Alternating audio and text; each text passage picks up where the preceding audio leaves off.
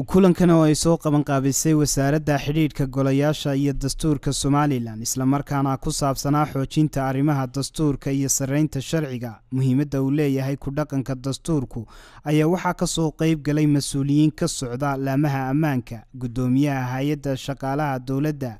wasiirka cadaaladda Somaliland wasiirka xidhiidhka golayaasha iyo dastuurka agaasimaha wasaaradda xidhiidhka golayaasha iyo marti sharaf kala duwan waxaana halkaasi ay mas'uuliyiintii ka soo qayb galeen ka jeediyeen hadallo ku aadan munaasabadani hay'adaha qaranku waa waaxo kala duwan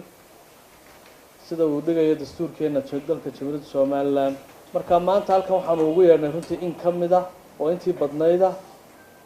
jeedaduna waxa weeye sidii runtii loo aanu isaga kaashan lahayn hawlaha aynu kulligeen aynu u xil saaranahay jeenayna shirkan mid meel dhalay inuu noqdo hadii la yiraahdo wax wanaagsan ka soo baxaan technicalka jooga marka mar walba dhamaantii haddana reer Somaliland waxaan ku dadaalaynaa inuu sareynta sharcigu sareeyo maadaama xeerku yahay xakame hay'adaha dawladda baynu ku dhisaynaa maamul wanaag shuruuc wada shaqayn iyo in ay ka muuqato in dawladnimo jirto ku qoran yahay hadii aan la fulinin wuxuu noqonayaa warqado meel iska yaal fulintu waxay ka bilaamaysaa karaamada shacabka leh ummadda leh waxay u yimaadeen karaamadoodii dawlad ku shaqaysa dastuurkeena ku qoran dawladdaasuna waxay u yimaadeen madaxweynaha dooranayaan madaxweynaha wuxuu dooranayaa isaguna cidii shaqada la qaban lahayd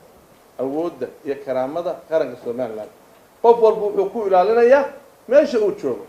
hadduu saldhig baliis joogo taliyaha saldhig wuxuu ilaalinayaa karaamada qaranka isagoo dadka ku soo xagaya in sharciga lagu dhaqmo oo amni la helo cid dawladnimada iyo horumarinteeda iyo dhismaheeda cid halkii ugu dambeysay ka gaadhay ma jirto mar walba waxba qabiyo ah saas darteed dhamaanteen aan isu kaashano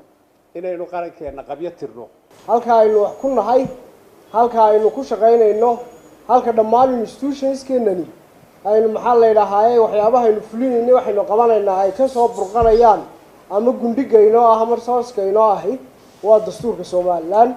waxa koow ka marka maamul wanaag ku dhaqanka sharciga waxaynu ognahay qaran kasta oo adduunka ka jira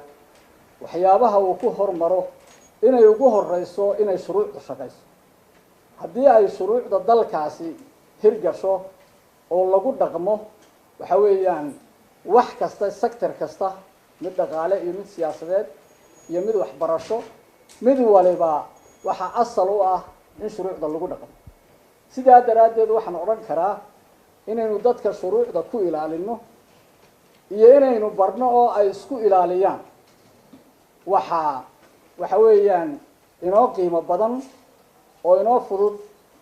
inaynu dadka shuruucda barno si ay shuruucda u ilaaliyaan علي محمد حسين علي وعيس تلفزيون كصاب هرقيزة